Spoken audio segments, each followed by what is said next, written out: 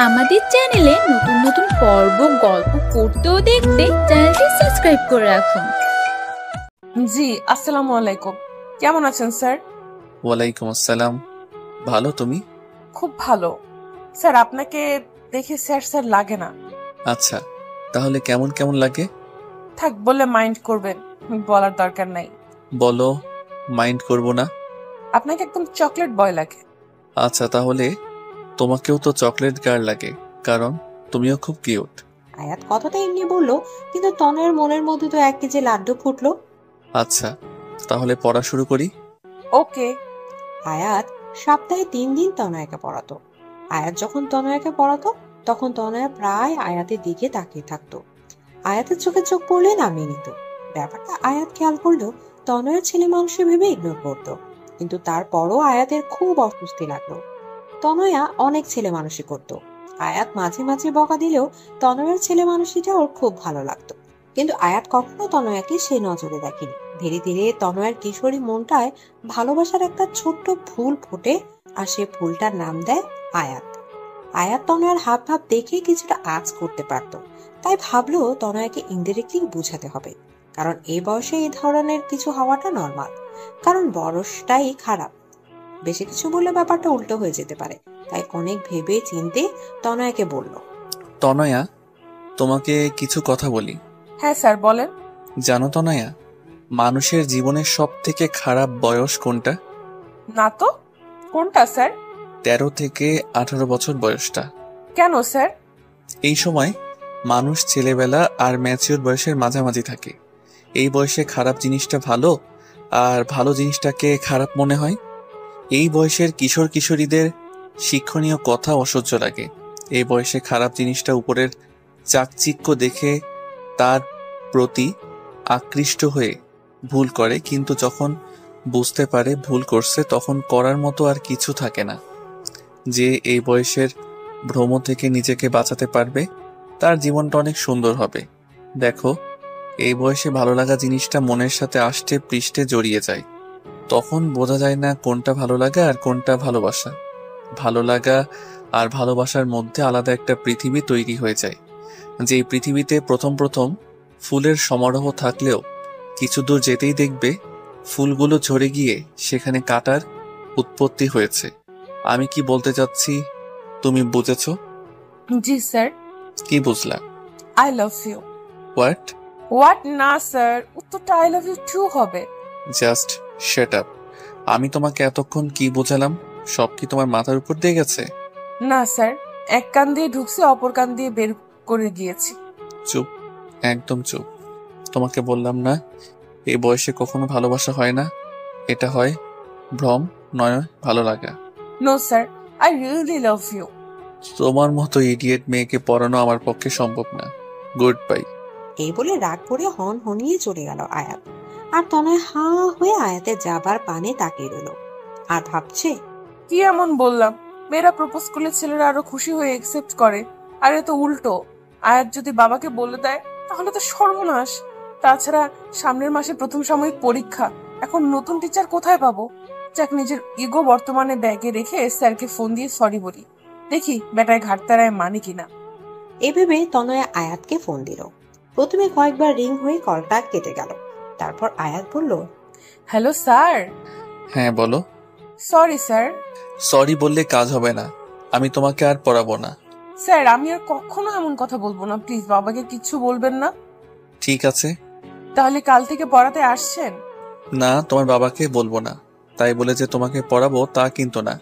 Please sir, সামনের মাসে আমার পরীক্ষা, এখন নতুন টিচার কোথায় পাবো, আর বাবাকেই বা কি বলবো? সেটা মাথার মধ্যে প্রেমের পোকা ঢোকার আগে মনে ছিল না? সরি বললাম তো, আর আপনিই তো বললেন যে এই বয়সে ভুল হয়। তাহলে আপনার কি উচিত না আমার ভুলটা শুধরে দেওয়া? এই মেয়ে, তুমি তো দেখছি আমার কথায় আমাকে ফাঁসিয়ে দিলা।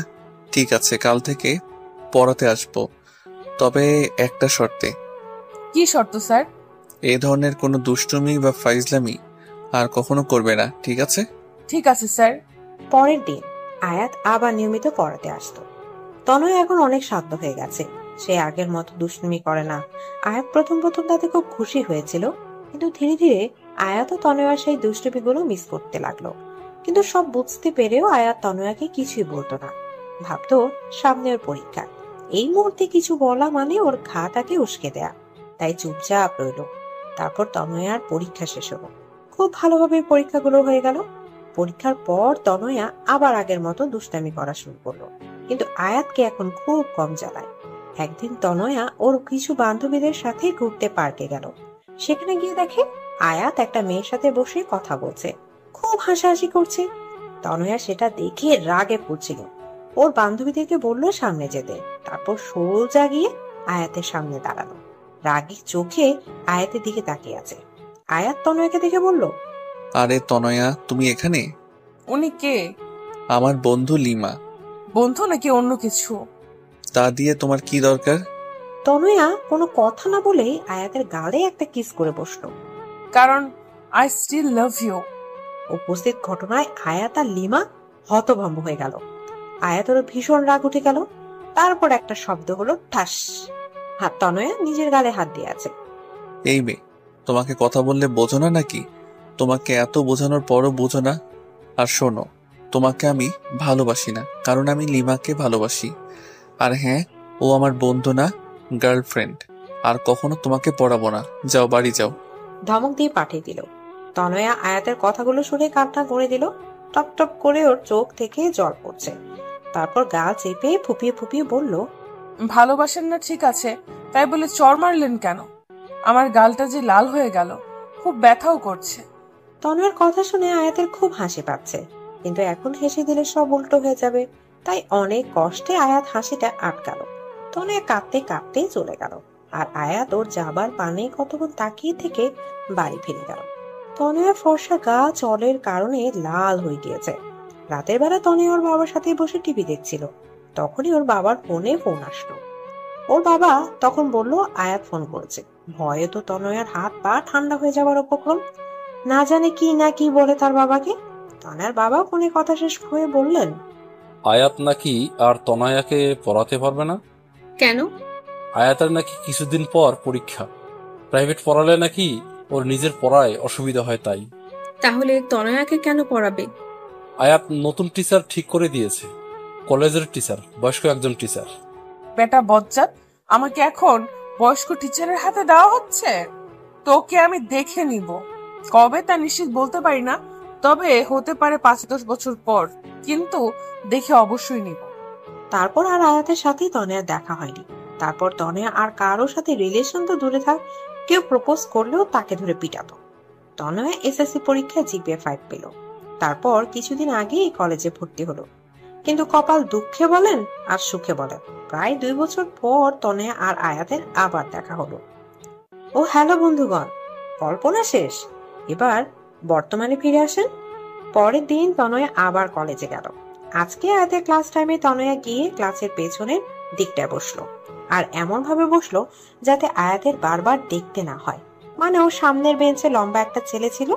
আয়াত এসে বার ক্লাসের দিকে এদিক ওদিক চোখ বোলাচ্ছিল। তারপর দেখলো তনয়া ক্লাসের পেছনের দিকে নিচের দিকে তাকে চুপচাপ বসে খাতায় আঁকিবুকি করছে। আয়াত তনয়ার বেঞ্চের পাশে গিয়ে একটি কাশি দিল।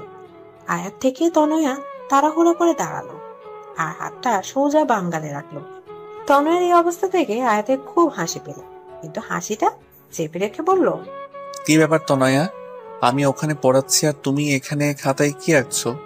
খাতাটা হাতে নিয়ে তনয়া পেট মোটা একটা কার্টুন এঁকেছে দেখে। What is this Tanaya? Sorry sir. Shut up. আমি বলছি ক্লাস টাইমে পড়ায় মনোযোগ না দিয়ে তুমি এসব কি আঁকছো? Sorry sir. It's okay, but not again. I remember sir. That's good. তারপর আয়াত আবার পড়ানো শুরু করলো। আর তনয়া মনে মনে আয়াতকে এক গাদা গালি বর্ষণ করলো। পরের দিন কলেজের ব্রেক টাইমে কয়েকজন স্টুডেন্ট মিলে ঠিক করলো অঙ্ক প্রাইভেট পড়বে। আর সবাই আয়াত স্যারের কাছেই পড়বে বলে ঠিক করেছে। কিন্তু তনয়া বলল তার কাছে না পড়ে অন্য কোনো টিচার দেখতে। কিন্তু সবাই মনস্থির করেছে আয়াত স্যারের কাছেই পড়বে। তাই সবাই মিলে আয়াতের কাছে গেল কথা বলতে, কিন্তু তনয়া গেল না। সবাই আয়াতকে পড়ানোর জন্য অনেক অনুরোধ করার পর আয়াত রাজি হলো। কিন্তু আয়াতের বাসায় এসে সবাইকে পড়তে হবে। সবাই তাতে রাজি হয়ে গেল। আয়াত তখন তনয়াকে খুঁজতেছিল। তারপর ভাবলো হয়তো তনয়া ওর কাছে পড়বে না। তনয়া ভাবছে পড়তে যাবে কি যাবে না। তারপর ভাবলো সব বন্ধুরা পড়তে পারলে আমি কেন পারবো না। আর আয়াত স্যারের প্রতি এখন কোনো ফিলিংস নাই। আবার নিজেই নিজেকে প্রশ্ন করলো, সত্যি কি তার প্রতি কোনো ফিলিংস নাই? আচ্ছা, একটা পরীক্ষা করে দেখি আয়াত স্যারকে আমি আজও ভালোবাসি কিনা। চোখ বন্ধ করে কতক্ষণ থাকবো? যদি আয়াত স্যারের চেহারা দেখি তাহলে বাসি, আর না আসলে তো নাই। আমি চোখ বন্ধ করলাম, কিন্তু কিছুক্ষণ চোখ বন্ধ করার পর তনয়া কেঁপে উঠল। আরে আমি তো আয়াত স্যারকে ভুলেই গেছিলাম। তাহলে চোখ বন্ধ করলেই শুধু তাকে কেন দেখতেছি? আজব তো। কয়েকদিন পর থেকে সবাই আয়াতের বাসায় পড়তে গেল। সবাই আয়াতের বাসায় ঢুকে পড়লো, কিন্তু তনয়া ভিতরে যাবে কি যাবে না তা নিয়ে চিন্তা করছে। এর মধ্যে আয়াত দরজার সামনে এসে দাঁড়ালো। ভিতরে এলে তোমাকে খেয়ে ফেলবো না। আয়াতকে দেখলেই বাম গালে হাত দেওয়া তনয়ের এখন অভ্যাসে পরিণত হয়েছে। ভিতরে ঢুকে তনয়া দেখলো আয়াতের বাড়িটা বেশ সুন্দর করে সাজানো। একজন বলল, স্যার আপনি কি এখানে একা থাকেন? আরে না, বাবা মা মাসখানের জন্য গ্রামে গেছে, কিছুদিন পরই চলে আসবে। তোমরা পাশের রুমে যাও, সেখানেই সবাইকে পড়াই। সবাই আয়াতের বাসায় এসে তারপর বসে পড়ে, যে যার মতো গল্প করে, কিন্তু তনয়া চুপচাপ বসে বইয়ের দিকে তাকিয়ে থাকে। ইদানিং আয়াত খেয়াল করেছে তনয়া সে আগের তনয়া নাই। আগে সে দুষ্টুমি চাঞ্চল্য তার মাঝে আর নেই, একদম শান্ত প্রকৃতির। আয়াত তনয়ার এই রূপটা একদম পছন্দ করে না। প্রায় 4 মাস হয়ে গেছে, আয়াত এখনো তনয়াকে দুষ্টুমি করতে দেখে না। কেমন যেন হয়ে গেছে, ঠিক যেমন পানির অভাবে একটি ফুল নেতিয়ে যায়, তনয়া ঠিক তেমনি নেতিয়ে গেছে।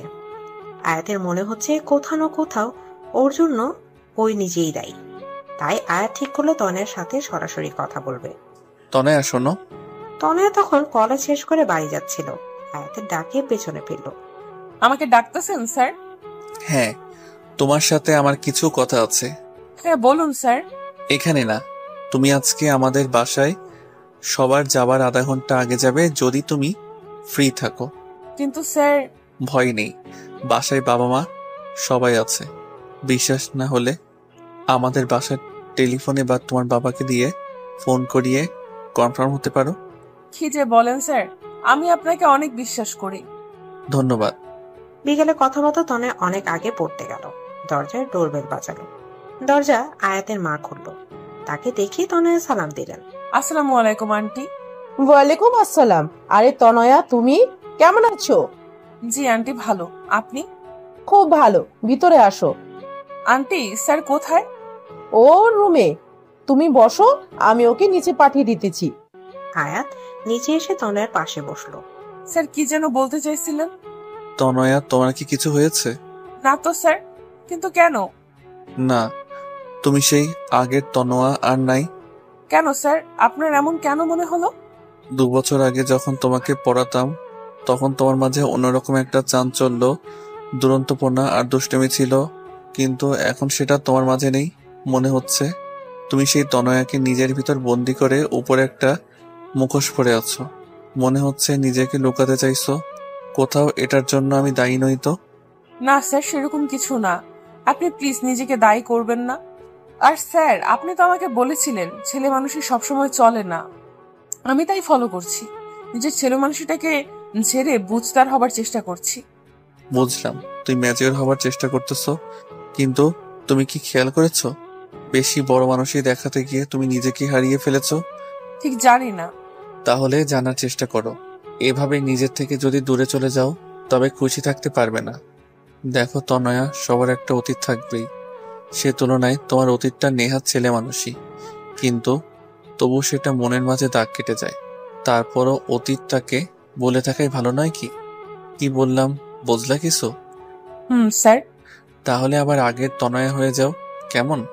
তবে হ্যাঁ, দুষ্টুমির পরিমাণ কিন্তু আগের মতো রেখো না, কারণ আমি জানি তনয়ার দুষ্টুমি অন্যদের উপর কতটা ভারী পড়ে। কিন্তু স্যার, আমি আবার আগের তনয়া কিভাবে হব? সেটাও কি আমি বলে দিব? প্রশ্ন যখন আপনি তুলেছেন, উত্তরও আপনাকেই দিতে হবে, বুঝলেন? ওকে ওকে, প্রথমে নিজের মাথার মধ্যে বড় হবার যে চিন্তাগুলো আছে না, সেগুলো ঝেড়ে ফেলে দাও। তারপর আয়নার সামনে দাঁড়িয়ে নিজেকে দেখো, নিজের দুষ্টুমিগুলো নিয়ে ভাবো আর দুষ্টুমি করো। অনেক অনেক ধন্যবাদ স্যার। আর এই ম্যাচিউর হওয়ার চক্করে আমিও হাঁপিয়ে উঠেছিলাম। যাক বাবা, হাঁপ ছেড়ে বাঁচলাম। এর মধ্যে আয়াতের মা নাস্তা নিয়ে আসলেন। আন্টি, এগুলোর কি দরকার ছিল? চুপ, একদম চুপ। এতদিন ধরে আমাদের বাসায় পড়তে আসিস, অথচ তোর এতটুকু যত্ন করতে পারি না। আসলে এতগুলো ছেলে মেয়ের মধ্যে তোকে আলাদা করে দেখলে ওদের খারাপ লাগতে পারে, তাই। কিন্তু শত হলেও তুই তো নিজেদের মেয়ে। মানে? মানে তুই আয়াতের বাবার বন্ধুর মেয়ে। তোর বাবার সাথে কত বছরের পরিচয়। আর তোর বাবা মা তো প্রায় আমাদের বাসায় আসে, কিন্তু তোকে কখনো নিয়ে আসেনি। সব সময় কোনো না কোনো বাহানা বানিয়ে দিত। নে, এবার চুপচাপ খা দাও। তনয়া দেখলো 2 বাটি আইসক্রিম, বাকিগুলো রেখে সেটাই নিল। আয়াত আইসক্রিমের অন্য বাটিটা নিতে যাবে, এর মধ্যে তনয়া বলল, একদম হাত দিবেন না। কেন? ওখানে বাকি যে খাবার রাখা আছে সেটা খান। আমার আইসক্রিমের দিকে একদম নজর দিবেন না। আন্টি ওটা আমাকে দিয়েছে। 2 বাটি সব একা খাবে? হ্যাঁ তো, 10 বাটি আইসক্রিমও আমার কিচ্ছু হবে না। যান, আন্টির কাছে গিয়ে চেয়ে খান। হায়াত মুচকে এসে দেখলো পাগলি মেয়েটা বাচ্চাদের মতো আইসক্রিম খাচ্ছে, কিন্তু চোখ বন্ধ করে। তার মানে দুষ্টুমির শুরুটা আমাকে দিয়ে করলে? তারপর পড়াশোনা শেষ করে তনয়া বাড়ি গিয়ে আয়নার সামনে দাঁড়িয়ে বলল, কোন অতীতটা ভুলবো? পাশের বাসার টিয়াকে যে চুলকানোর ওষুধ লাগিয়ে নাচিয়েছিলাম, নাকি ক্লাসের স্যারের বেঞ্চের নিচে চুইংগাম রেখে দিয়েছিলাম, নাকি পাশের বাসার আন্টির গাছের ফুল চুরির বিষয়টা? আরো অনেক আছে, ভাল লাগে না। কাল আবার স্যারকে জিজ্ঞেস করতে হবে। পরের দিন আবার আয়াতদের বাসায় গেল, কিন্তু আজ এখনো কেউ পড়তে আসেনি। কেন? ডোরবেল বাজালে আয়াত দরজা খুললো। তুমি আজ পড়তে আসলা কেন? কেন স্যার? আরে আমি তো তিন্নিকে ফোন করে বলেছি আজকে পড়াবো না, সবাইকে জানিয়ে দিতে। ও, তাহলে মনে হয় আমাকে জানাতে ভুলে গেছে। কেন পড়াবেন না?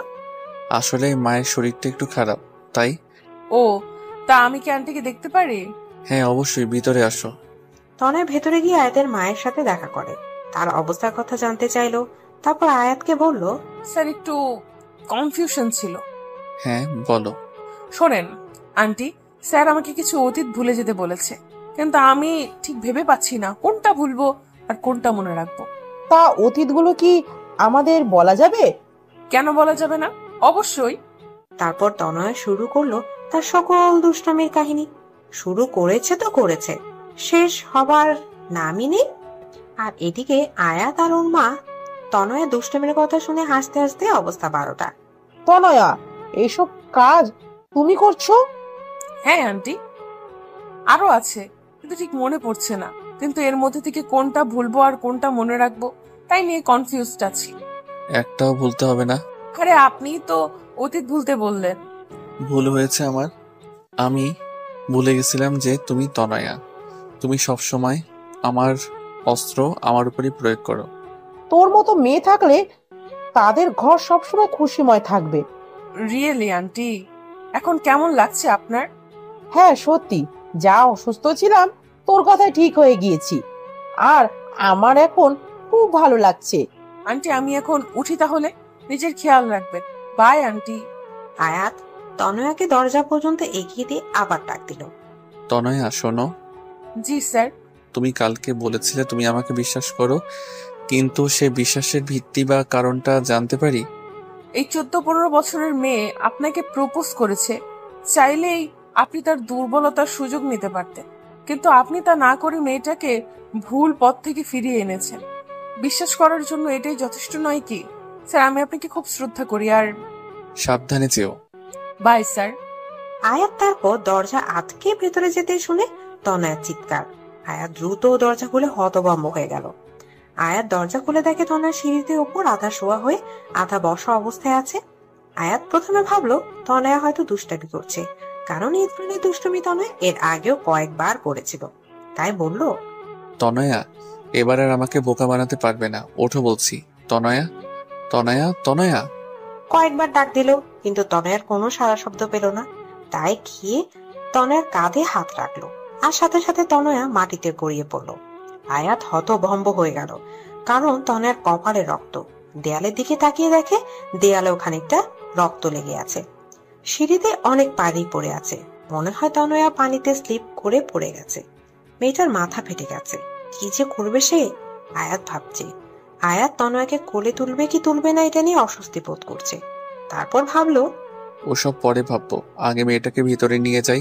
আয়াত তনয়াকে কোলে তুলে বলল, আরে মেয়েটাকে দেখতে তো অনেক সুখ না, কিন্তু ওজন কম করে হলেও 42 হবে। আয়াত তনয়াকে নিয়ে ওর মায়ের রুমে শোয়ালো। আরে কি হয়েছে ওর? মা মনে হয় সিঁড়ি দিয়ে স্লিপ করে পড়ে গেছে। দেখো না, মেয়েটার মাথা ফেটে গেছে। তাড়াতাড়ি ডাক্তারকে ফোন কর।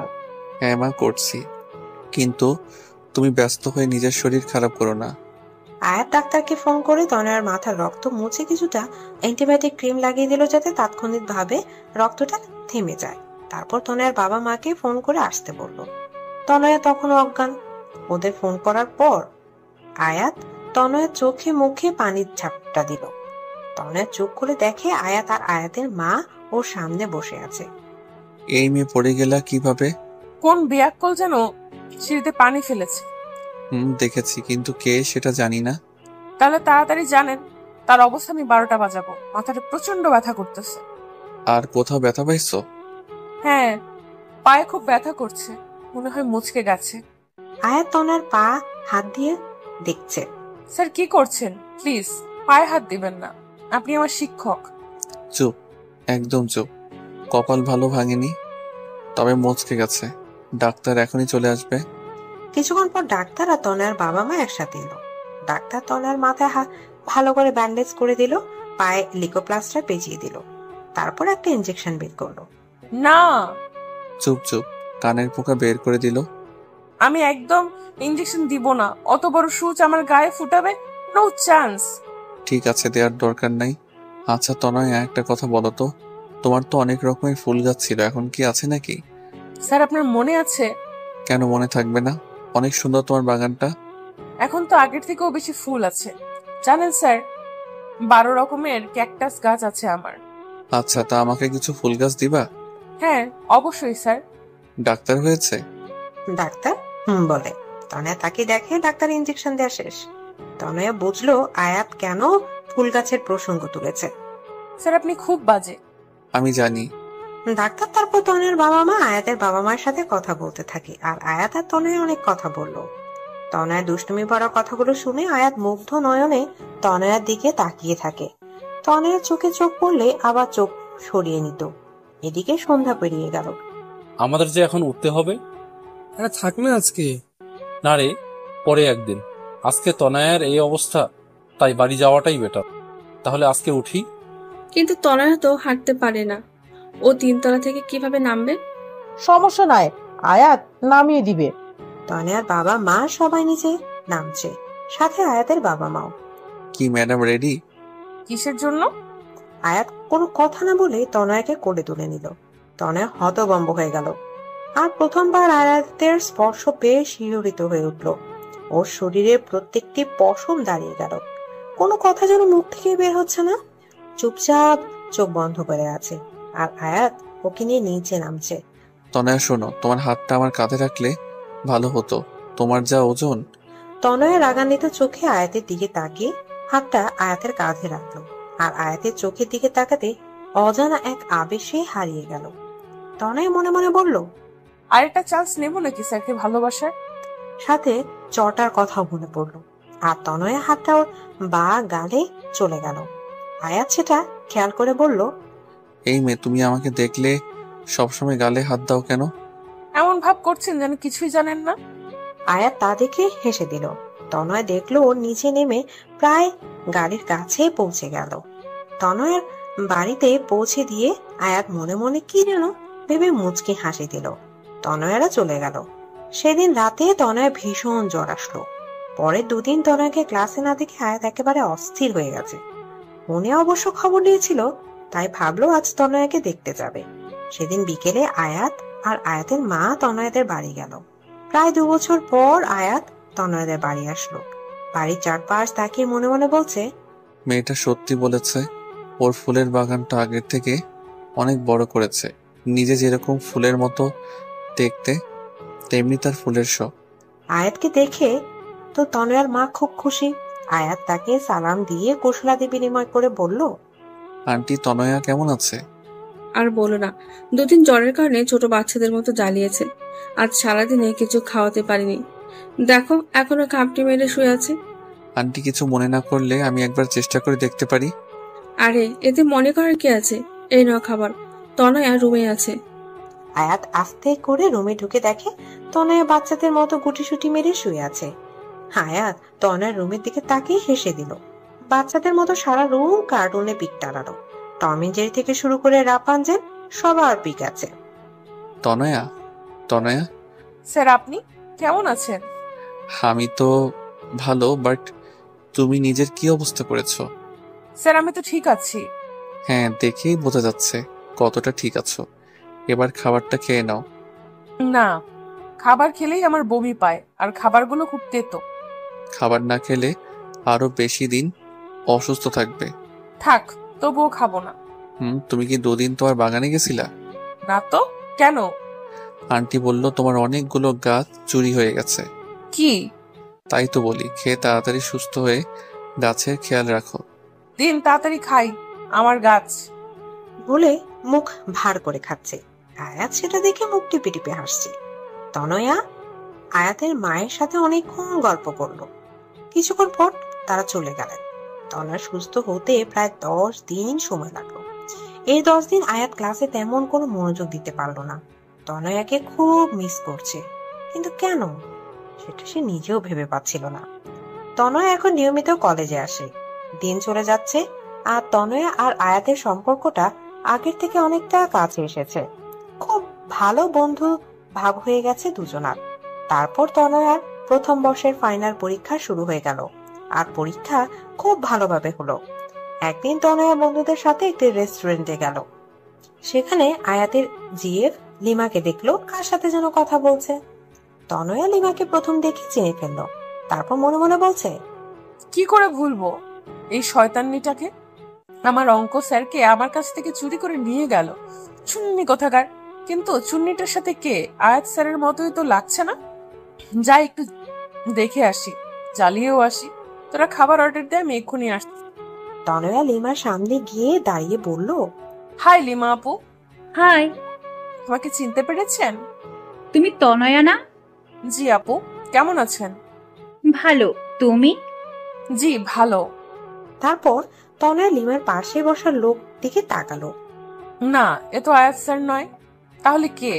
একবার জানতে চাইবো। না থাক, যদি কিছু মনে করে, আবার জিজ্ঞেস না করলে যে কনফিউশন থেকে যাবে। কি করি? তা এখানে কি করতে? বন্ধুদের সাথে। আচ্ছা আপু, আপনার সাথে এই কে? ইনি আমার। কথাটা বলতে যাবে এর মধ্যে লিমাকে কে যেন ফোন দিল। লিমা ফোনটা রিসিভ করেই বলল, হ্যাঁ আয়াত বল। আর কথা বলতে বলতে একটু দূরে চলে গেল। তনয়া বুঝলো ফোনটা আয়াত করেছে, তাই কিছু না বলে মন খারাপ করে বন্ধুদের কাছে এসে বসলো। মা ফোন করেছিল, এখনই বাসায় যেতে বললো। তোরা আড্ডা দে, আমি পরে একদিন তোদের সাথে আড্ডা দিব। রেস্টুরেন্ট থেকে বের হয়ে রিক্সা না নিয়ে সোজা হাঁটা ধরলো। আজ কেন যেন তনুর খুব কষ্ট হচ্ছে। মনে হচ্ছে বুকটা ফেটে যাবে, ভীষণ কান্না পাচ্ছে। কেন আমি আয়াত স্যারকে ভালোবাসলাম, আর কেনই বা এত কষ্ট হচ্ছে? এদিকে লিমার ফোনে কথা বলা শেষ হলে তনয়াকে খুঁজতে খুঁজতে ও বন্ধুদের কাছে গিয়ে তনয়ার কথা জানতে চাইলো। তারপর ওকে না পেয়ে নেহার কাছ থেকে তনয়ার ফোন নাম্বার নেয় এবং লিমারটা নেহার কাছে দিয়ে আসে, আর বলে অবশ্যই যেন ফোন করে। এদিকে তনয়া হাঁটতে হাঁটতে প্রায় বাড়ির কাছে চলে আসে। ওদের বাড়ি থেকে কিছু দূরে ছোট্ট একটা পার্ক, আর সেই পার্কে যেখানে দাঁড়িয়ে আয়াতকে চড় মেরেছিল। এখানে বিকেলে অনেক ব্যায়াম করে, কেউ গল্প গুজব করে। তনয়া পার্কে ঢুকে নদীর ধারে একটি বেঞ্চে বসলো। কেন যেন খুব কান্না পাচ্ছে, আর মনে মনে নিজে নিজে বলছে, স্যারের কাছে আমার ভালোবাসাটা নেহা ছেলে মানুষই ছাড়া আর কিছুই না। কিন্তু আমার কাছে কেন সেটা মনে হয় না? আমার ছেলে মানুষই মনের মধ্যে যে ছোট্ট একটা ভালোবাসার মতো হৃদয় আছে, সেটা কি স্যার দেখতে পায় না, নাকি বুঝতে পারে না? পারবেই বা কি করে? স্যার তো আমায় না, লিমাকে ভালোবাসে। এদিকে তনয়ার ফোনটা বেজেই চলেছে। ফোনে অচেনা নাম্বার দেখে রিসিভ করলো না, কিন্তু বারবার রিং হচ্ছে বলে তাই একবার রিসিভ করলো। এপাশ থেকে বলল, হ্যালো তনয়া, আমি লিমা। বলুন আপু। তনয়া, তুমি কোথায়? পার্কে বসে আছি। কোন পার্কে? যে পার্কে বসে আপনার বয়ফ্রেন্ড আমাকে চড় মেরেছিল। ওখানেই বসো, আমি 10 মিনিটের মধ্যে আসছি। তনয় কিছু বলার আগে ফোনটা কেটে গেল। কিছুক্ষণের মধ্যে লিমা চলে আসলো। হ্যাঁ আপু বলেন, কি বলবেন? তুমি কিছু না বলে চলে আসলা কেন? এমনিতেই ভালো লাগতেছিল না আপু। ভালো লাগতেছিল না নাকি আয়াত আপুকে ফোন করেছিল তাই? তেমন কিছু না। সুইট হার্ট, তোমার বয়সটা আমিও পেরিয়ে এসেছি, সো আমার কাছে লুকিয়ে লাভ নাই ডিয়ার। আচ্ছা, তুমি তখন জানতে চাইলে না আমার পাশের লোকটিকে? He is my husband. তাহলে আয়াত স্যার যে সেদিন বলল? ওটা আয়াত সেদিন তোমাকে শোনানোর জন্য বলেছিল, যাতে তুমি পাগলামি না করো। তাহলে তার সাথে আপনার কি সম্পর্ক? আয়াত আমার খালাতো ভাই। আমরা দুজন একই বয়সী, এক ক্লাসে পড়ি, যার কারণে আমরা খুব ভালো বন্ধু। শুধু বন্ধু, অন্য কিছু না, বুঝলা পাগলি মেয়ে? তাহলে আয়াত স্যার সেদিন মিথ্যা কথা কেন বলল? সেটা ঠিক। সেদিন তুমি যাবার পর আমি আয়াতকে একই প্রশ্ন করেছিলাম, আর ও বলেছিল ওর একটা অনেক বড় সমস্যা আছে, যার কারণে চাইলেও ও তোমার সাথে রিলেশনে চড়াতে পারবে না। কিন্তু একটা বিষয় কি জানো, যখনই আয়াতের সাথে কথা বলি, আয়াত যদি 10টা কথা বলে, তার 9টা কথায় তোমাকে নিয়ে বলে। তনয়া, এরকম ওরকম সেরকম আরো কত কথা। মনে হয় যেন তুমিও নিঃশ্বাসের সাথে মিশে গেছো। তাহলে আমাকে বলে না কেন? সেদিন আমি আয়াতকে বললাম যে আয়াত, তোর প্রত্যেকটা কথাই আমি তনয়ার জন্য গভীর ভালোবাসা অনুভব করি, আর যতদূর জানি তনয়াও তোকে পাগলের মতো ভালোবাসে। তাহলে তুই মেয়েটাকে বলে দে, মেয়েটাকে আর কষ্ট দিস না। আয়াত তখন কি বলল জানো? আয়াত বলল, সেটা সম্ভব না রে লিমু, তাহলে সব সম্পর্কগুলো অগোছালো হয়ে যাবে। আমি একটা সম্পর্কের জন্য অন্য কোনো ভাঙতে পারবো না। হ্যাঁ, আমি তনয়াকে। তারপর আর কিছু বলেনি। আমার জন্য কেন অন্য সম্পর্ক ভেঙে যাবে? আমি কি এতটা খারাপ? আর তার কি এমন সমস্যা যার কারণে আমার সাথে এমন করছে? সেটা আমি জানি না রে, অনেক জানার চেষ্টা করেছি, কিন্তু সববারই ব্যর্থ হয়েছি। এখন তুমি চেষ্টা করে দেখতে পারো। তনয়া অঝরে কাঁদছে। এই পাগলি মেয়ে, প্লিজ কেঁদো না। দেখো, আমি তোমাকে এই কথাগুলো আগে বলতে পারতাম, কিন্তু তুমি তখন খুব ছোট ছিলা। আর তারপর আমার বিয়ে হয়ে যায়। বিয়ের পর আমি চট্টগ্রাম ছিলাম, তখন চেয়েও তোমার সাথে যোগাযোগ করতে পারিনি। সরি আপু। কেন? আয়াত স্যারের গার্লফ্রেন্ড ভেবে তোমাকে মনে মনে অনেক বকা দিয়েছিলাম। পাগলি মেয়ে, ইটস ওকে। আচ্ছা শোন, তুমি এইসব নিয়ে চিন্তা করো না। দেখবে আল্লাহ চাইলে তুমি তোমার অঙ্কের টিচারকে পেয়ে যাবে। আল্লাহ যদি না চাই? তাহলে পাবে না। লিমার কথা শুনে তনয় ভ্যা ভ্যা করে বাচ্চাদের মতো কেঁদে ফেলল। প্লিজ এভাবে কেঁদো না। আয়াত কিন্তু চিসকাতুনি মেয়েদের একদম পছন্দ করে না। তনয়ার সাথে কান্না থামিয়ে ফেললো, আর ফোপাচ্ছে। সেটা দেখে লিমা হেসে বলল, এই পিচ্চি মেয়েটার মনে তার অঙ্ক টিচার মানে আয়াতের জন্য এত ভালোবাসা লুকিয়ে আছে। আচ্ছা শোন, আয়াত 10 মিনিটের মধ্যে এখানে আসবে। কেন? আমি আসতে বলেছি। কেন? তুই সত্যি মাথা মোটা। আমি এখন চলে যাব, তারপর আয়াতকে ফোন করে বলে দেব জরুরি কাজে চলে গেছি, তখন তোরা গল্প করিস। তনয়া লজ্জা পেয়ে মাথা নিচু করে ফেলল। ও বাবা, এই মেয়ে তো লজ্জাও পায়। ধন্যবাদ আপু। শোন, রোজ ফোন করবি আমাকে, ওকে? আর শোন, আমি তোকে যা বললাম আয়াতকে বলবি না। ভালো থাকিস, বাই। তুমিও ভালো থেকো, বাই। লিমা চলে গেল। তার কিছুক্ষণ পর আয়াত আসলো। আয়াত এসে লিমাকে না পেয়ে চলে যাবে এমন সময় দেখলো তনয়া চুপচাপ বসে কাঁদছে। তনয়া, তুমি এখানে? আয়াতকে দেখে তনয়ার আরো বেশি কান্না এসে গেল। তাই কোনো কিছু না ভেবে আয়াতকে জড়িয়ে ধরে কান্না করতে লাগলো। আয়াত কিছুটা অপ্রস্তুত হয়ে গেল ঘটনাটিতে, কিন্তু তনয়ার কান্না দেখে ওর বুকের ভেতর মোচড় দিয়ে উঠলো। তারপর বলল, কি হয়েছে তনয়া? কেউ কিছু বলেছে? প্লিজ কিছু বলো। এভাবে কেঁদো না, প্লিজ কিছু বলো। তনয় কিছু বলছে না, শুধু আয়াতকে জড়িয়ে ধরে কান্না করছে। আয়াত ওর মাথায় হাত বুলিয়ে দিচ্ছে আর বলছে, প্লিজ কিছু তো বলো তনয়া। তনয় নিজেকে আয়াতের থেকে ছাড়িয়ে কিছু না বলে কাঁদতে কাঁদতে চলে গেল। আয়াত বোকার মতো ও যাওয়ার পানে তাকিয়ে রইল। পরে কয়েকবার তনয়ার কাছে এ বিষয়ে আয়াত জানতে চেয়েছে, কিন্তু সবসময় তনয়া ব্যাপারটা এড়িয়ে গেছে। 3 মাস পর ঠাস, আজ আয়াত তনয়াকে সর্বসম্মুখে আবারও একটা চড় মারলো। কিন্তু কেন? আয়াত পার্কে বসে আবার তনয়াকে একটা চড় মারলো। পার্কের অনেক লোক তাকিয়ে আছে এই অবস্থা দেখে। তনয়া গালে হাত দিয়ে দাঁড়িয়ে আছে। আজ ওর চোখ থেকে অশ্রু নদী বইছে না, কিন্তু খুশিতে চোখ দুটো ছলছল করছে। আয়াত ওকে চড় মেরে কিছু দূর গিয়ে নিজের হাতে সাজরে একটা আঘাত করলো। তনয়া দৌড়ে গিয়ে ওর হাতটা ধরে বলল, মাথা ঠিক আছে আপনার? আয়াত কোনো কথা না বলে তনয়াকে নিজের বুকের সাথে শক্ত করে চেপে ধরল। তনয়া হতবাক হয়ে গেল। তনয়া নিজেকে ছাড়ানোর চেষ্টা করছে কিন্তু পারছে না, কারণ আয়াত ওকে এতটা শক্ত করে জড়িয়ে ধরে আছে। তনয়া চেষ্টা করেও নিজেকে ছাড়াতে পারছে না। নেহা আর নয়ন ওদের দিকে তাকিয়ে মুচকে মুচকে হাসছে, কারণ ওদের প্ল্যান কাজে দিয়েছে। প্ল্যানটা কি? চলুন 3 মাস আগে। লিমার সাথে কথা বলার পর তনয়া অনেকবার বিভিন্নভাবে আয়াতের সমস্যাটা জানতে চেষ্টা করেছে, কিন্তু সববারই ব্যর্থ হয়েছে। তাই ভাবলো, আয়াত স্যার যেমন লিমার নাম করে আমাকে খেপিয়েছে, তেমন কিছু করলে কেমন হয়। তাই নেহার সাথে কথা বলল, কারণ নেহা তনয়ের বিষয়ে প্রায় সব কথাই জানে। তাই নেহা বলল, সেটাই ঠিক হবে, তুই অন্য কারোর সাথে রিলেশন কর, শুনলে আয়াত স্যার ভীষণ হিংসা হবে। কিন্তু নকল বয়ফ্রেন্ড কোথায় পাবো? এক কাজ কর, আমার বয়ফ্রেন্ড মানে নয়নকে কয়েকদিনের জন্য ধার নে।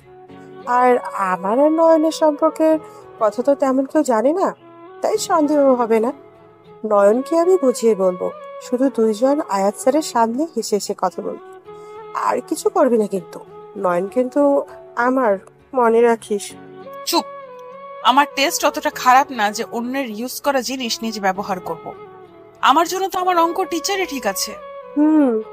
পরের দিন থেকে প্ল্যান মতো কাজ করা শুরু করলো। আয়াত ক্লাসে আসলে তনয়া নয়ন এর সাথে কথা বলতো, হাসাহাসি করতো। কলেজ থেকে প্রায় একসাথে যেত, এমনকি আয়াতের বাসায় গিয়েও দুজন একসাথে বসতো, কথা বলতো। আয়াত সেগুলো নোটিশ করতো আর ভীষণ রাগী চোখে তনয়ার দিকে তাকাতো। তনয়া সেগুলো দেখে মনে মনে হাসতো। তো সেদিন আয়াত পার্কে আসবে সেটা তনয়া জানতো, তাই আগে থেকে নয়নের সাথে পার্কে গিয়ে বসে কথা বলছে আর জোরে হাসছে।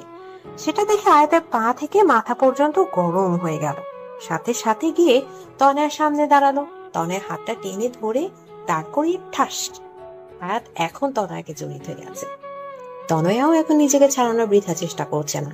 আয়াতের বুকে কান পেতে ও হৃদয়ের আওয়াজটা শোনার চেষ্টা করছে। চোখ বন্ধ করে অনুভব করছে ও হৃদয়ের আওয়াজটা। হঠাৎ কি একটা মনে করে আয়াত তনয়াকে ছেড়ে দিয়ে চলে যেতে চাইল। এবার তনয়া আয়াতের হাতটা টেনে ধরল। দাঁড়ান। আয়াত মাথা নিচু করে দাঁড়িয়ে আছে। যখন তখন আমাকে চড় মারবেন, আবার জড়িয়ে ধরবেন। আমার গালটা কি বাংলা লিংক থামে পাইছেন? চড় মারলেন তো মারলেন, তারপর টানা 10 মিনিট জড়িয়ে ধরে রাখলেন। দেখেন লোকজন কেমন করে তাকিয়ে আছে। আপনার সমস্যাটা কি বলবেন? কোনো সমস্যা নাই, আমার কাজ আছে। যতই কাজ থাকুক, আমার প্রশ্নের উত্তর না দিয়ে যেতে পারবেন না। আমি তোমার প্রশ্নের উত্তর দিতে বাধ্য নই। বাধ্য, 100 বার বাধ্য। স্যার আমি জানি আপনি আমাকে, কিন্তু আপনি কেন আমায় ইগনোর করছেন সেটা বলবেন প্লিজ। আর হ্যাঁ, নয়নের সাথে আমার কোনো সম্পর্ক নাই। এতদিন যা দেখেছেন সবটাই আপনাকে রাগানোর জন্য। তনয়া, তোমার বয়স কত? আপনার তো অন্য কিছু বলার কথা। আগে বলো, তারপর বলছি। 17 বছর। 18 বছর হতে কতদিন বাকি? এইচএসসি পরীক্ষার বাকি তো প্রায় 5 মাস, আর পরীক্ষার মধ্যেই 18তে পা দিব। তোমার প্রশ্নের জবাবগুলো আমি তোমার এইচএসসি পরীক্ষার পর দিব, কিন্তু তার আগে তোমাকে আমাকে একটা ওয়াদা করতে হবে। কি ওয়াদা? তোমাকে পরীক্ষায় ভালো রেজাল্ট করতে হবে। যদি তা না করো তাহলে আর আমার সাথে কথা বলার চেষ্টাও করবে না। ওকে, ডান। তনয়া পরের দিন থেকে কলেজে যেত। আয়াত ক্লাস করাতো, কিন্তু তনয়ার দিকে তাকাতো না পর্যন্ত। তনয়ার মনে মনে খুব অভিমান হতো আয়াতের উপর। এমনকি আয়াতের বাসায় পড়তে গেলেও আয়াত চুপচাপ পড়াতো, কিন্তু সহজে তনয়ার দিকে তাকাতো না। আয়াতের এমন আচরণে তনয়ার খুব কষ্ট লাগতো। আয়াতের এভাবে ইগনোর করাটা তনয়া মেনে নিতে পারছিল না। কয়েক মাস মাত্র বাকি পরীক্ষার, তাই কলেজ কমিটি আর স্যাররা মিলে সিদ্ধান্ত নিল সব পরীক্ষার্থীদের নিয়ে কক্সবাজারে ঘুরতে যাবে। যেহেতু সব টিচাররা যাবে, তাই আয়াতও তাদের সাথে যাবে। তনয়া সেটা শুনে ভাবলো, আমি গেলে হয়তো স্যার ঠিক মতো এনজয় করতে পারবে না, তার থেকে আমার না যাওয়াটাই বেটার। তাই ওর বন্ধুদের বললেও যাবে না। সেটা নেহা আয়াতকে বলে দেয়। পরের দিন আয়াত ক্লাসে এসে বলে, স্টুডেন্ট, এটা একটা শিক্ষা সফর। আমার মতে এখানে সবার যাওয়া উচিত। কেউ নিজের ব্যক্তিগত সমস্যা এটার মধ্যে টেনে না আনলেই বোধহয় ভালো হবে। তনয়া বুঝলো আয়াত কথাগুলো ইনডিরেক্টলি তনয়াকে বলেছে। তনয়া তারপর কি ভেবে যেন যাওয়ার জন্য রাজি হয়ে গেল। আগে আয়াত যতটা না তনয়াকে ইগনোর করতো, তনয়া এখন তার থেকে 3 গুণ বেশি আয়াতকে ইগনোর করে। এসব করতে তনয়ার কষ্ট হয় ঠিকই, কিন্তু এছাড়াও পায়নি। কিন্তু তবুও আয়াতের উপর রাগ দেখিয়ে কাজগুলো করে। আজ ওরা সবাই শিক্ষা সফরে যাচ্ছে। 3টা বাস, প্রত্যেকটা বাসে টিচার আছে। কপাল গুনে আয়াত তনয়ার বাসেই উঠল এবং নেহা বুদ্ধি খাটিয়ে আয়াতকে তনয়ার পাশেই বসিয়ে দিল। তনয়া সেটা দেখে জানলা দিয়ে বাইরের দিকে তাকিয়ে আছে। বাসটা সাই করে চলছে। প্রায় 14 থেকে 16 ঘন্টা বাসে থাকা লাগবে। যদিও বাস মাঝে মাঝে পথে থামবে, কিন্তু তবুও তনয়ার বাসে চড়ার তেমন অভ্যাস নেই। আর তাছাড়া তনয়ার বেশিক্ষণ জার্নি করলে বমি পায়। তাই তনয়া ব্যাগে বমির মাথা ব্যথার ওষুধ নিয়েছিল, কিন্তু বোকার মতো সেগুলো হ্যান্ড ব্যাগে না নিয়ে জামা কাপড় ব্যাগে রেখে দিয়েছে, যেটা বাসের বাক্সে রাখা হয়েছে। বাস ছাড়ার ঘন্টা 3-এর মধ্যে তনয়ার মাথা ব্যথা শুরু হলো, সাথে মাথাও ঘুরছে, বমি পাচ্ছে। কিন্তু খুব কষ্টে তনয়া সেটা আটকানোর বৃথা চেষ্টা করছে। আয়াত তনয়ার দিকে তাকিয়ে বুঝলো ওর খুব কষ্ট হচ্ছে, কারণ ইতিমধ্যে তনয়ার চোখ মুখ শুকিয়ে গেছে। আজ প্রায় 3 মাস পর আয়াত তনয়ার সাথে ঠিক মতো কথা বলছে। তনয়া, তোমার কি খুব কষ্ট হচ্ছে? না। দেখো তনয়া, কোনো সমস্যা হলে না বললে কিভাবে বুঝবো?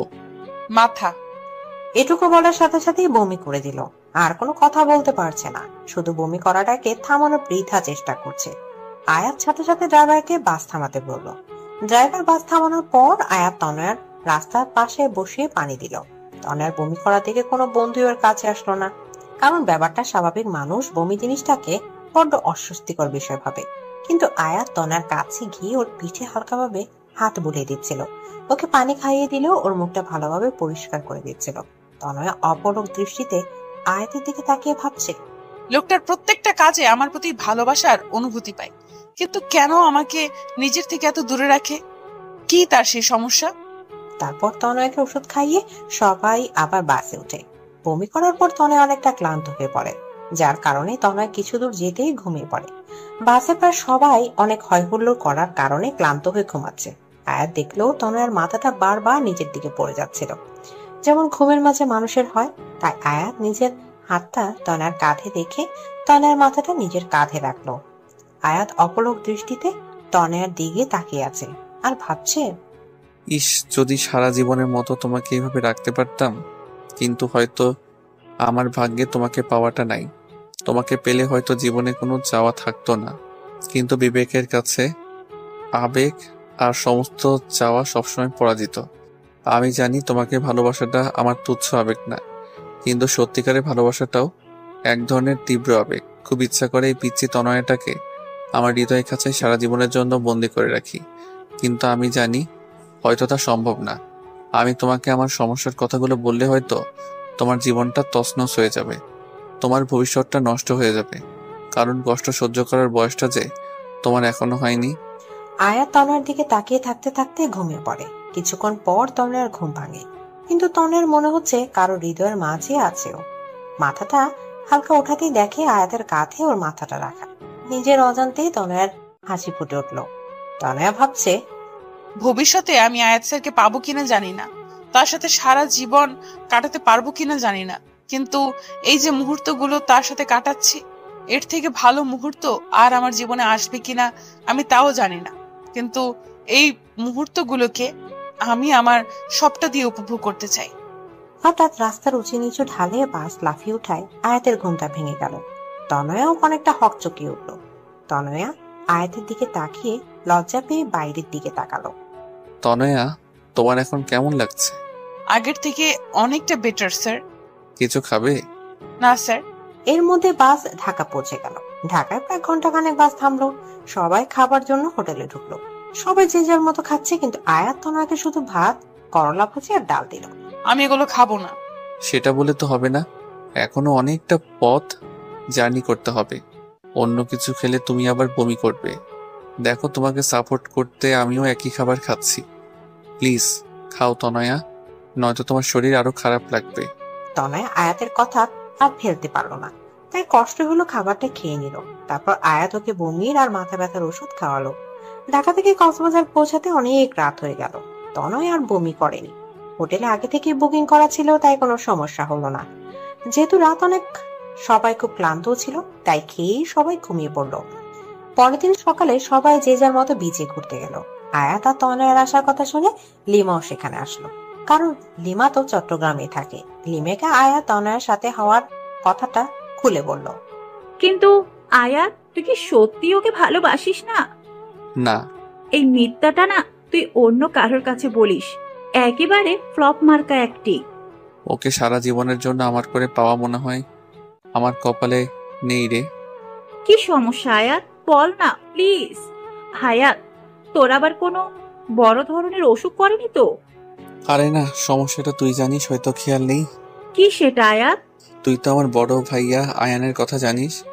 হ্যাঁ, সে একটা মেয়েকে ভালোবাসে, পালিয়ে বিয়ে করেছিল বলে তোর বাবা তার সাথে কোনো সম্পর্ক রাখেনি। হ্যাঁ, কিন্তু ভাইয়া ভালোবেসে বিয়ে করেছে বলে বাবা ততটা রাগ করেনি। আসলে বাবা তার বন্ধুর এক মেয়ের সাথে ভাইয়ার বিয়ে ঠিক করেছিল, কিন্তু ভাইয়া বাবাকে কিছু না বলে বিয়ে করায় বাবার বন্ধুর তাকে অনেক অপমান করেছিল।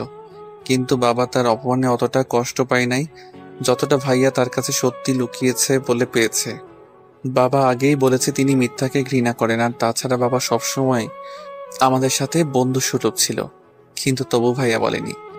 তারপর থেকে বাবা ভাইয়ার সাথে কোনো সম্পর্ক রাখেনি। আমি অনেকবার চেষ্টা করেছি বাবাকে বোঝানোর, কিন্তু তিনি আমার কোনো কথাই শোনেননি। আসলে মানুষ একবার তীব্র কষ্ট পেলে তার মনটা পাথরের মতো হয়ে যায়। তখন শত আবেগ অনুভূতি তার মনকে ছুঁতে পারে না। বাবার ক্ষেত্রেও তাই হয়েছে। কিন্তু আয়াত, তোর ভাইয়ের ভালোবাসার সাথে তোর ভালোবাসার কি সম্পর্ক? হ্যাঁ, সেটাই বলছি। আচ্ছা লিমা, তুই কি জানিস তনয় আমাকে ঠিক কতদিন ধরে ভালোবাসে? হ্যাঁ, প্রায় 4 বছর। না, 3 বছর 8 মাস ধরে আমি তনয়ের চোখে আমার জন্য ভালোবাসা দেখেছি। কিন্তু জানিস আমি তনয়াকে ঠিক কতদিন ধরে ভালোবাসি? ঠিক কতদিন বলতে পারবো না, তবে তনয়া থেকে কম দিন। 4 বছর 13 দিন। তুই তনয়াকে আগে থেকে চিনতিস? হ্যাঁ, তনয়াকে আমি প্রথম দেখি আমার এক বন্ধু রবির বাসায়। আর প্রথম দেখায় তনয়ের উপর কেমন যেন একটা অনুভূতি কাজ করা শুরু করে দিয়েছিল। রবির ছোট বোনের জন্মদিন এসেছিল তনয়া, কারণ তনয়া রবির বোনের বান্ধবী। জানিস রবির ছোট বোন কে? কে? তনয়ের সবচেয়ে কাছের বান্ধবী নেহা। তারপর নেহার থেকে তনয়ের সম্বন্ধে সবকিছু জানি। সব জেনে দেখলাম তনয় আমার থেকে প্রায় 6 বছরের ছোট, আর এত ছোট বয়সী মেয়ের সাথে রিলেশন করাটা নেহাত বোকামি। আর তাছাড়া তনয়া তখন রিলেশনে জড়ালে ওর পড়ালেখায় ক্ষতি হতো, ওর ভবিষ্যৎ অন্ধকারের দিকে যেত। যাকে এতটা ভালোবেসে ফেলেছি তার ভবিষ্যৎ কিভাবে নষ্ট করি বলো? আর তাছাড়া দুটো মানুষ যখন রিলেশনে থাকে তখন একে অপরের মাঝে কিছুদিন পর শয়তানের তাড়নায় একটা আলাদা অনুভূতি তৈরি হয়। চুম্বকের বিপরীত মেরু যেমন একে অপরকে আকর্ষণ করে, ঠিক তেমনি প্রেমিক প্রেমিকের মধ্যেও এ আকর্ষণ কাজ করে। আর তখন তারা না চাইতেও নোংরামিতে জড়িয়ে পড়ে। আমি তো ছেলে, নোংরামি করে পার পেয়ে যেতাম, কিন্তু আমার তনয়া তো ছোট, ও হয়তো সমাজের প্যাঁচ বুঝতে না পেরে নিজের ক্ষতি করে বসতো। তাই সবসময় তনয়ের থেকে দূরে দূরে থেকে ওকে ভালোবেসেছি। কিন্তু উপরওয়ালা বোধহয় আমাদের নিয়ে খেলতে ভালোবাসে। আমি তনয়াকে পড়ানোর কথা শুনেই না করে দিলাম, কিন্তু বাবার কথা ফেলতে পারলাম না। কিন্তু তারপর তনয়াকে প্রথমবার পার্কে এই কারণে চড় মেরেছিলাম যে তনয়া যেন ভুল পথে পা না বাড়ায়। আমি হয়তো তনয়াকে পড়াতাম না, তাই অন্য কোনো ছেলে যাতে না পড়াই, তাই তনয়ের জন্য আমি টিচার ঠিক করে দিলাম। তনয়াকে স্কুলে কেউ প্রপোজ করার আগেই তাকে যেভাবেই হোক তনয়ের থেকে দূরে সরিয়ে দিতাম। তনয় হয়তো 2 বছরে আমাকে একবারও দেখেনি, কিন্তু 2 বছরের একটি দিনও আমি তনয়াকে না দেখে থাকিনি। তারপর হয়তো আমার ভাগ্যের জোরে তনয়া আমার কলেজে ভর্তি হলো। জানিস তখন আমি কতটা খুশি ছিলাম যে রোজ তনয়াকে দেখতে পাবো। রোজ রোজ ক্লাসের সবাইকে পড়ানোর বাহানায় বারবার তনয়াকে চোরের মতো দেখতাম। কিন্তু তার কিছুদিন পরই ভাইয়া ওই ঘটনাটা ঘটালো। তারপর তনয়া যখন সিঁড়ি দিয়ে পড়ে গিয়ে ব্যথা পেয়েছিল, তখন ওর অবস্থা দেখে আমার প্রচন্ড কষ্ট হতো। তনয়া সুস্থ হওয়ার পর কয়েক মাস খুব সুন্দর ছিল। জানিস তনয়ের সাথে খুব ভালো বন্ধুত্ব হয়ে গেছিল, কিন্তু সমস্যাটা হলো কয়েক মাস আগে তারপর থেকে আমি তনয়াকে অ্যাভয়েড করে চলতে থাকি। কি হয়েছে? কয়েক মাস আগে কয়েক মাস আগে একদিন রাতে বাবা আমায় বলল, আয়াত, তুই কি কিছু কথা বলবো, রাখবি? কেন রাখবো না বাবা, বলো কি বলবা। তোর ভাইয়া তো আমার কোনো কথা শুনেনি, আমার সম্মানের কথাও ভাবেনি, কিন্তু আমি তোকে সব থেকে বেশি ভরসা করি। তুই কি আমার বিশেষ রাখবি? আমি আমার বন্ধুর মেয়ের সাথে তোর বিয়ে ঠিক করে এসেছি। মেয়েটা বর্তমানে বাহিরে আছে, কয়েক মাস পরে দেশে আসবে, তার কিছুদিন পর তোর সাথে তার বিয়ে হবে। কিরে, তুই রাজি তো? নাকি তুইও আয়নের মতো কাউকে? আয়াত ওর বাবা কথা ভেবে নিজের ভালোবাসার কথাটা লুকিয়ে বলল, না বাবা, তেমন কিছু না, তুমি যা ভালো বোঝো তাই করো, আমি তোমার বিশ্বাস কখনো ভাঙবো না। আমি জানতাম তুই এই কথাই বলবি। এই নে মেয়েটার ছবি, ফোন নাম্বার নিবি? তার দরকার নেই বাবা, তুমি যখন পছন্দ করেছো তখন ভালোই হবে। বাবার এই কথা শোনার পর থেকে আমি তনয়ের থেকে দূরে দূরে থাকতাম, কারণ যতই ওর কাছে যাব ততই ওর মায়ায় জড়িয়ে পড়ব।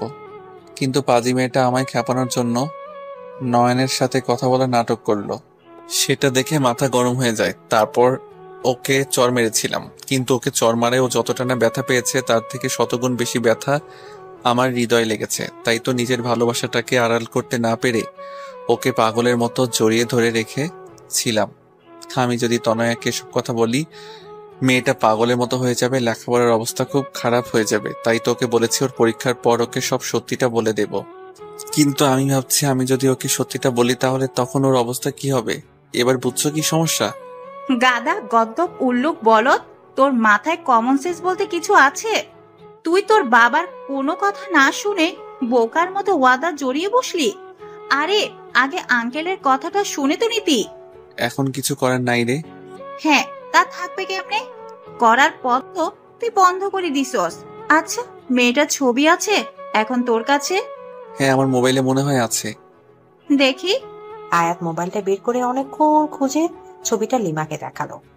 এই চুন্নি, আরে তনয়া তো এর থেকে 1000 গুণ বেশি সুন্দর। তনয়ার সামনে তো এটা চা কম পানি লাগবে। আচ্ছা, মেয়েটার সাথে কথা বলেছিস? তোর মাথা ঠিক আছে না? তোর উপর যা রাগ হচ্ছে না, আমি যদি তনয়ার জায়গায় থাকতাম না তবে তোকে মেরে এই সমুদ্রে ফেলে দিতাম।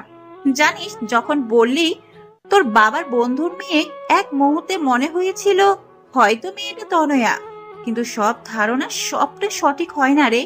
জানি, কিন্তু এখন আমার আর কিছু করার নাই। না, কিভাবে পারবি? এক নর্মাল আবাল ছেলে কোথাকার। এই বলে রাগ করে লিমাও চলে গেল। লিমার রাগ হওয়াটা অস্বাভাবিক কিছু না। আয়া চুপচাপ ওখানে বালির উপর বসে সাগরের পানে অপরূপ দৃষ্টিতে তাকিয়ে আছে। আর চোখ থেকে টপটপ করে নোনা তরলগুলো ঝরে পড়ছে, যেগুলো আবার নোনা বালিগুলো নিজের বুকে ধারণ করে নিচ্ছে। তনয়া আয়াতের সামনে এসে কিছুক্ষণ দাঁড়িয়ে দেখছে কিভাবে আয়াতের চোখ থেকে জল ঝরছে। হঠাৎ তনয়া আয়াতের চোখের পানিটা ধরে ফেললো। আয়াত তনয়ার দিকে তাকালো। তনয়া বলল, জানেন স্যার, আমার মা বলেছিল ছেলেরা নাকি খুব বেশি কষ্ট না পেলে কাঁদে না, আর যদি কাঁদে তাহলে ছেলেদের চোখের জলগুলো নাকি মুক্তোর চেয়েও দামি হয়। আর আপনি এত দামি জিনিসগুলোকে এইভাবে অপচয় করছেন। মা আরো বলেছেন, যদি আমাদের মনে খুব বেশি কষ্ট লাগে তাহলে নিজের কাছের মানুষের কাউকে জড়িয়ে ধরে কাঁদলে নাকি কষ্ট কমে যায়। আপনিও আপনার কাছের কাউকে জড়িয়ে ধরে কাঁদুন, দেখবেন মন হালকা লাগবে। দাঁড়ান, আমি লিমা আপুকে ডেকে দিচ্ছি। এই বলে তনয়ার সামনে পা বাড়ানোর আগে আয়াত তনয়ার হাতটা টেনে ধরলো।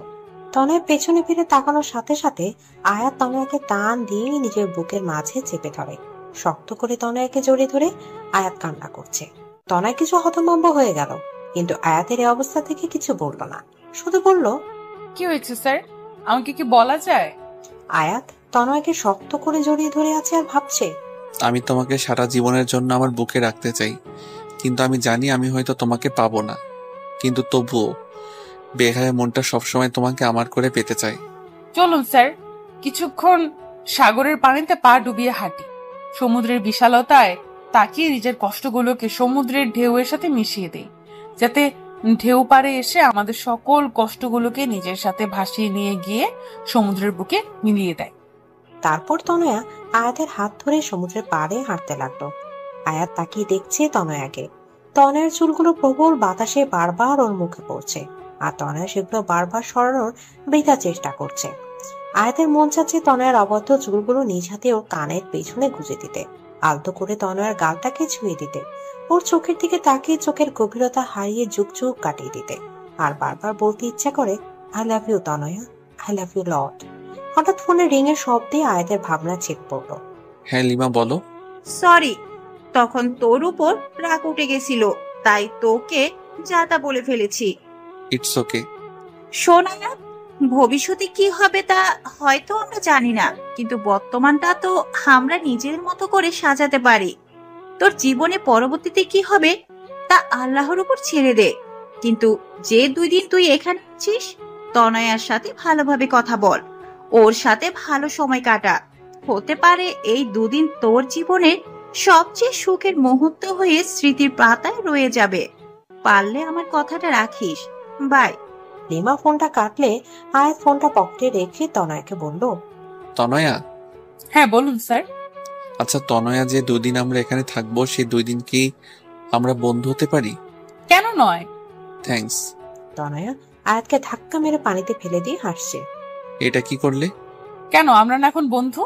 আচ্ছা দাঁড়াও, তোমাকেও চোবাবো এখন। নো। সারাদিন দুজন অনেক মজা করলো। তারপর সন্ধ্যাবেলা দুজন হেঁটে হেঁটে হোটেলে ফিরছিল।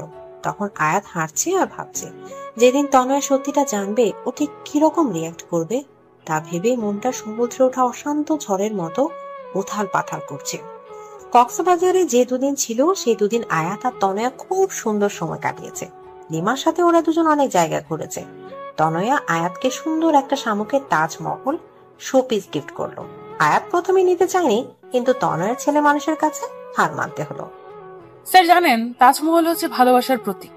আয়াত তনয়ার কথার কোনো উত্তর দিল না, শুধু তনয়াকে সুন্দর একটা ওড়না গিফট করলো।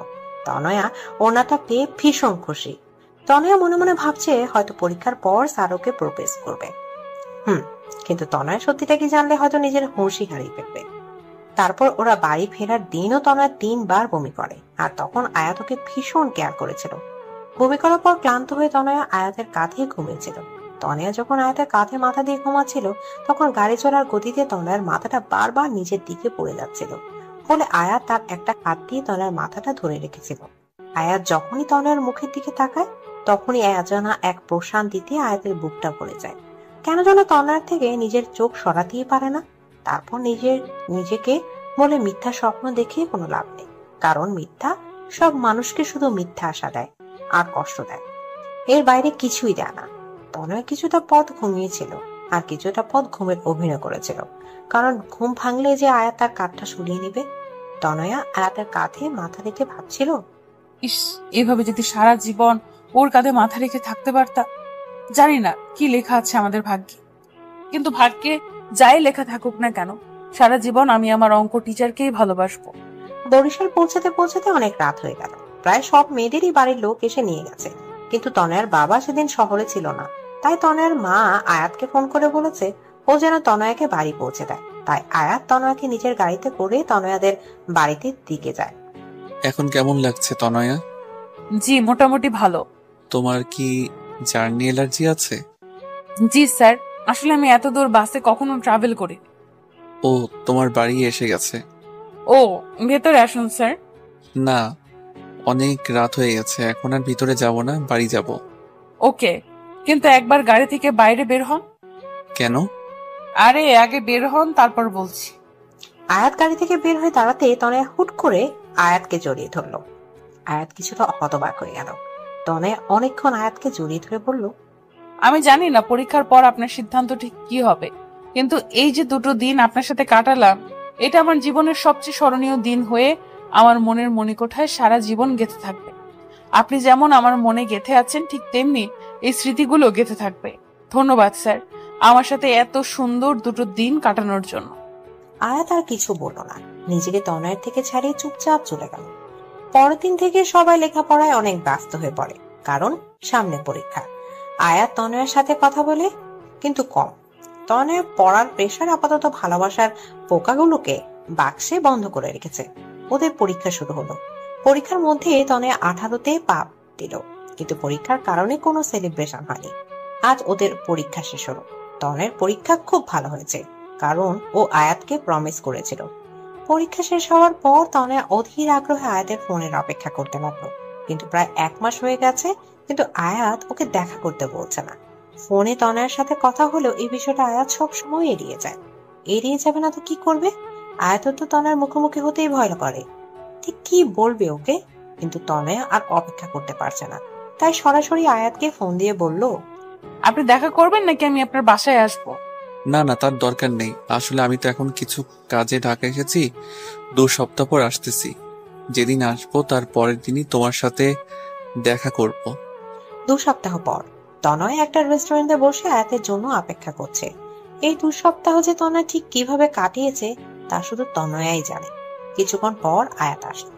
তনয়ের বুকটা দুরু দুরু করছে। আয়াত ঠিক কি বলবে এটা ভেবে। কেমন আছো? ভালো। আপনি? ভালো। কিছু খাবে? না না স্যার। স্যার, আপনি যেন কি বলতে চাইছিলেন? হ্যাঁ, কিন্তু ঠিক কিভাবে বলবো সেটা ভাবছি।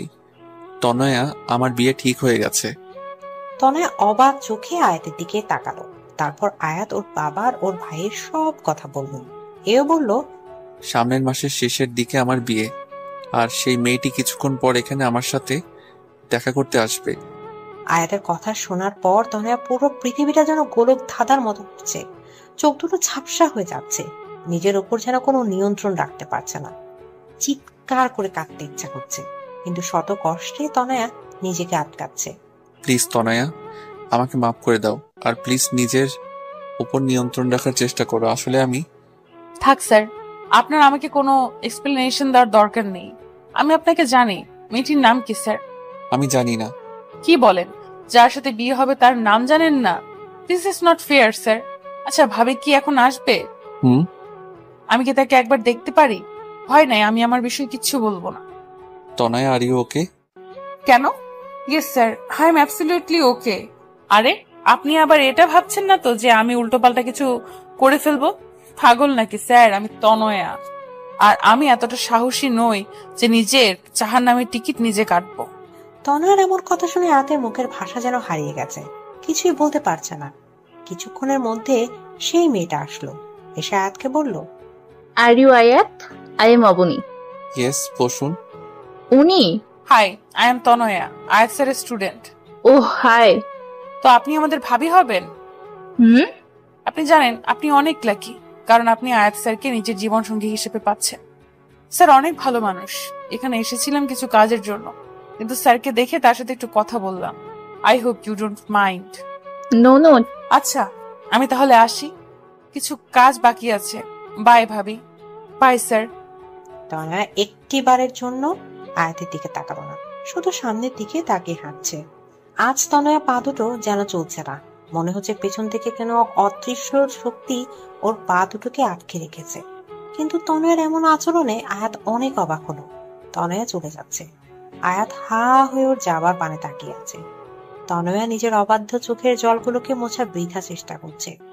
আয়াত বুঝতে পারছে তনয়ার মনের অবস্থা, কারণ আয়াতের মনের অবস্থাও ঠিক একই রকম।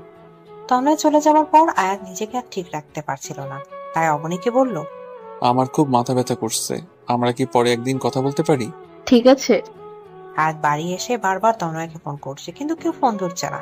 তারপর বাধ্য হয়ে তনয়ার বাবার ফোনে ফোন করে। আঙ্কেল, তনয়া কি করছে?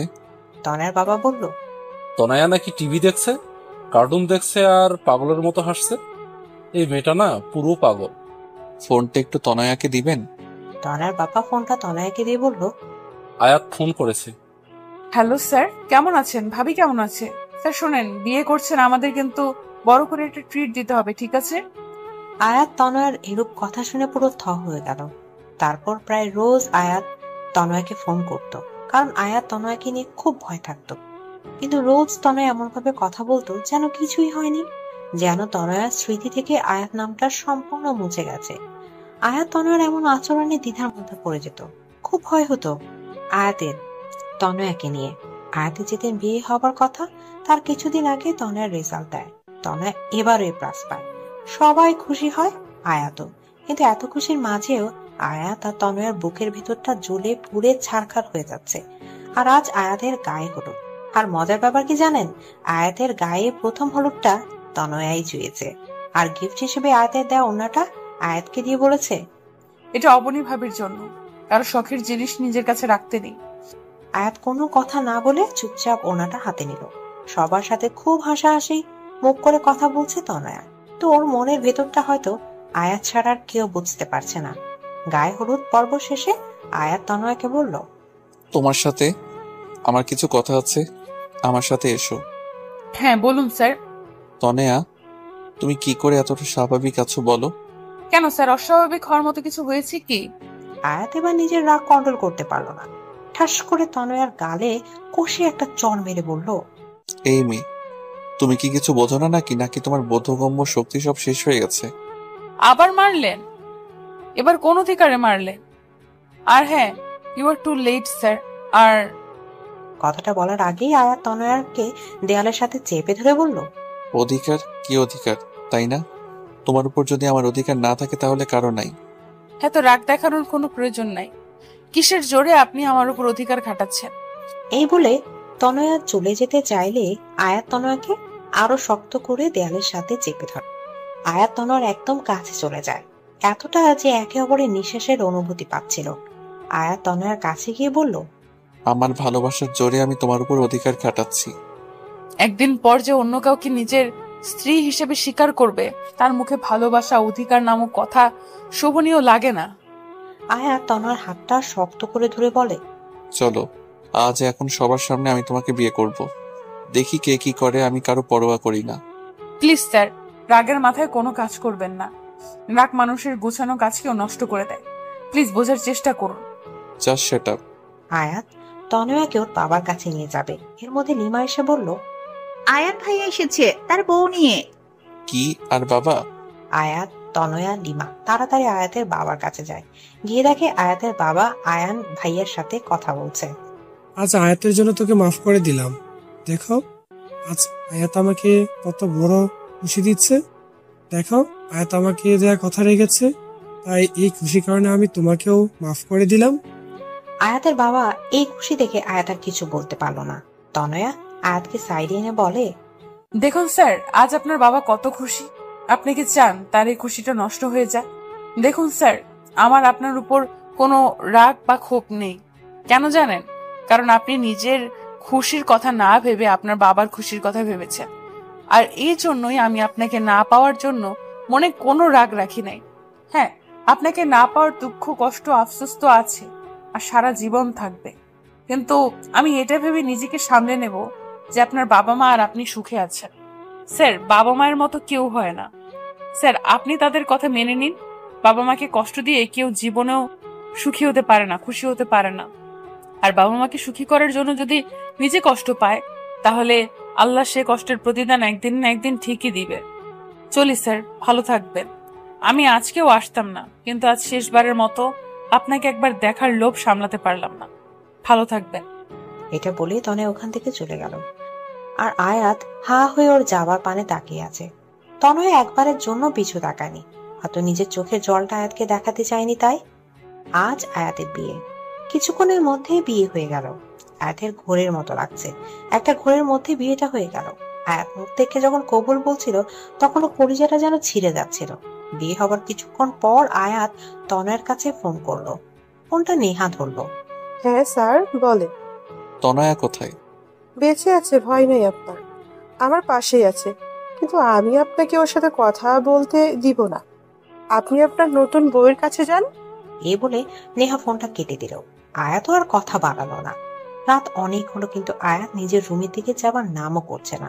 ওর ভাবি ওকে জোর করে রুমের ভিতরে ঢুকিয়ে দিল। আয়াত রুমে ঢুকে কিছুক্ষণ নীরব থাকলো, তারপর ধীরে ধীরে বিছানার কাছে গিয়ে বলল, সরি অবনী, আমি আসলে তোমাকে বিয়ে করতে চাইনি। আমি অন্য একজনকে ভালোবাসি। তোমাকে স্ত্রী হিসেবে মেনে নেওয়া আমার পক্ষে সম্ভব না, পারলে আমাকে মাফ করে দিও। এ বলে আয়াত যাওয়া ধরলে মেয়েটা আয়াতের হাতটা টান দিয়ে বিছানায় ফেলে দিয়ে আয়াতের পাঞ্জাবির কলার ধরে বলল, ওই, আমাকে কি রবি সিমের মতো ফ্রি পাইছেন যে যখন খুশি চর মারবেন, যখন খুশি ভালোবেসে জড়িয়ে ধরবেন, যখন খুশি বলবেন বিয়ে করবেন না, আবার বিয়ে করে বলবেন স্ত্রী হিসেবে মেনে নেবেন না? কি সমস্যা কি আপনার? আয়াত কথাগুলো শুনে অবাক হয়ে মেয়েটির দিকে তাকিয়ে তার থেকে অ্যাকশনগুলো বেশি শক খেল। কারণ মেয়েটি আর কেউ নয়, তনয়া। আয়াত যেন কিছুক্ষণের জন্য নিজের চোখে বিশ্বাস করতে পারছে না। মনে হচ্ছে স্বপ্ন আর বাস্তব দুনিয়ার মাঝে একটা আলাদা দুনিয়া তৈরি হয়ে গেছে, আর আয়াত সে দুনিয়া হারিয়ে গেছে। তনয়া জোরে আয়াতের হাতে একটা চিমটি কাটলো। আয়াত নিজের চেতনা ফিরে পেল, হকচকিয়ে বলল, তনয়া তুমি? কি স্যার, সারপ্রাইজটা কেমন লাগলো? অবনী কোথায়? ইস, অবনীর খুব চিন্তা হচ্ছে না? আমি অবনীকে মেরে ফেলেছি। আয়াত যেন কিছুই বুঝতে পারছে না। এর মধ্যে কি যেন দরজায় টোকা দিল। আয়াত দরজা খুলে দেখে অবনী দাঁড়িয়ে হাসছে। হাই দুলাভাই, হোয়াটসঅ্যাপ? এখনো বাসা শুরু করা হয়নি বুঝি? তো আমার জন্য অপেক্ষা করছিলেন বুঝি? আয়াত আবার একটা ধাক্কা খেল। এদিকে তনয়া আর অবনী মিলে হাসছে। এর মধ্যে বাড়ির সব লোক, যেমন আয়াতের বাবা মা, ভাইয়া ভাবি, লিমা, নেহা সেখানে উপস্থিত হলো। সবাই হাসছে। আয়াত যেন বোকা হয়ে গেছে। কোনটা সত্যি কোনটা মিথ্যা তার জন্য একটা ভ্রমের মতো লাগছে ওর। বাবা, এসব কি হচ্ছে? আমি জানতাম না যে আমার ছেলে তার বাবা মায়ের জন্য নিজের ভালোবাসা মানুষটাকেও ছাড়তে পারে। মানে? তোমার বিয়ে কখনোই অবনীর সাথে ঠিক হয়নি। তোমার বিয়ে অনেক আগে থেকেই তনয়ার সাথে ঠিক হয়ে আছে। অবনী তয়নার কাজিন। তয়না যখন আমাদের বাসায় পড়তে আসতো তখন থেকে আমি বুঝেছিলাম যে তুমি তয়নাকে ভালোবাসো, কিন্তু আমি দেখতে চাইছিলাম তুমি তোমার বাবাকে কতটা ভালোবাসো। তাই তোমার বিয়ে তনয়ের সাথেই ঠিক করেছিলাম, কিন্তু ছবি দেখালাম অবনীর সাথে, মানে তয়নার কাজিনের। কিন্তু আমি শেষ পর্যন্ত দেখতে চাইছিলাম যে তুমি তনয়ের ভালোবাসায় মোহিত হয়ে নিজের বাবা মাকে ছেড়ে যাও কিনা, কিন্তু তুমি তা করোনি। তুমি তোমার বাবা মায়ের চাওয়াটাকে প্রাধান্য দিয়েছো। তোমাকে নিয়ে আজ আমার সত্যি গর্ব হচ্ছে। তার মানে তনয়া সব জানতো? না, তনয়া জানে মাত্র 3 মাস ধরে। কারণ তনয়ার জন্মদিনে তনয়াকে আমি উপহার স্বরূপ তার অঙ্ক টিচারকে গিফট করেছি। কারণ তনয়াই আমাকে ভালোবাসার আসল মানে শিখিয়েছে। আমার ভাইয়া আর ভাবিকেও সে ফিরিয়ে এনেছে। সরি স্যার, আমার জন্মদিনের দিন যখন বাবা সব খুলে বলল তখন আমি খুশিতে ঠিক কি করব ভেবে পাচ্ছিলাম না। আপনার সামনে দুঃখী হবার অ্যাক্টিং করতে আমার ভীষণ খারাপ লেগেছে, কিন্তু আমি আপনার বাবাকে ওয়াদা করেছিলাম আপনাকে কিছু বলবো না। তাই সবাই ভালো থাকুন,